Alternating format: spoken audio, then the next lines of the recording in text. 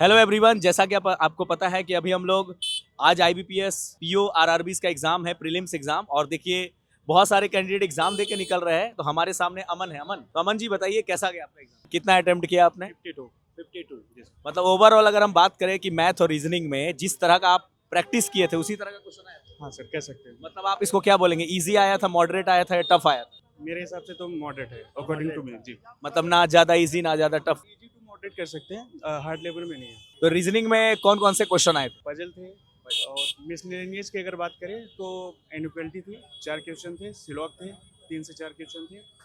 और इंडिविजुअली जो होते हैं ना अल्फ़ाबेट से, वो थे सर अलग अलग करके, मतलब कि बल्क में नहीं थे, अलग अलग करके थे वो।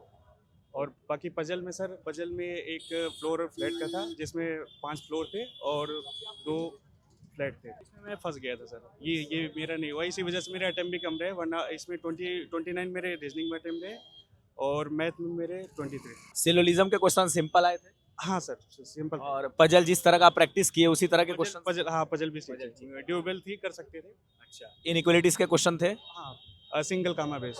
मैथ्स में किस तरह के क्वेश्चन पूछे गए थे? मैथ्स में सर एक डीआई थी टेबल बेस, वो काफ़ी सिंपल थी, वो बन गई थी। और एक रेशियो और परसेंटेज बेस थी, वो थोड़ा सा लेंदी कह सकते हैं। मतलब टोटल डीआई कितने आए थे? डीआई 2 थी सर। अर्थमेटिक के क्वेश्चन ज़्यादा थे और उसमें अगर हम बात करें स्पीड मैथ की तो 5 नंबर थे नंबर सीरीज के। अप्रॉक्सीमेशन नहीं था इसमें। इनइक्वालिटी के 5 से 6 क्वेश्चन थे। बाकी अर्थमेटिक थी और डीआई थी सर, डीआई 3 थी। और नंबर सीरीज के क्वेश्चन हाँ, नंबर सीरीज के थे। कितने क्वेश्चन थे नंबर? 5 नंबर थे। अप्रोक्सीमेशन वगैरह थे? नहीं, अप्रोक्सीमेशन नहीं था सर। नंबर सीरीज थी और ये इनइक्वालिटी थी।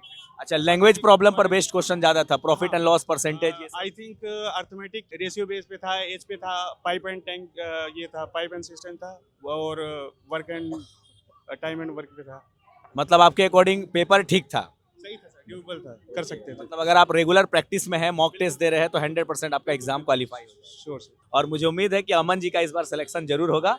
और सर आप मेंस की तैयारी अभी से कर लीजिए अगर आपको लगता है कि जी आप सही पढ़ रहे हैं सर। बिल्कुल। चलिए, तो बहुत बढ़िया, थैंक यू। और आरडब्ल्यू में जो हमारे रोहित सर जो आपको रीजनिंग पढ़ाए, या मैथ्स हमारे शोभित सर पढ़ाते हैं, और सुबह आपके जो हमारे तरुण सर पढ़ाते हैं, उनसे पढ़ के आपको लगा कि उस तरह का लेवल जिस तरह का प्रैक्टिस कराया गया उसी तरह? बिल्कुल बिल्कुल बिल्कुल। शोभित सर जो मैथ पढ़ाते हैं, कहीं ना कहीं एग्जाम रिलेवेंट ही है, और रीजनिंग का भी जो भी था।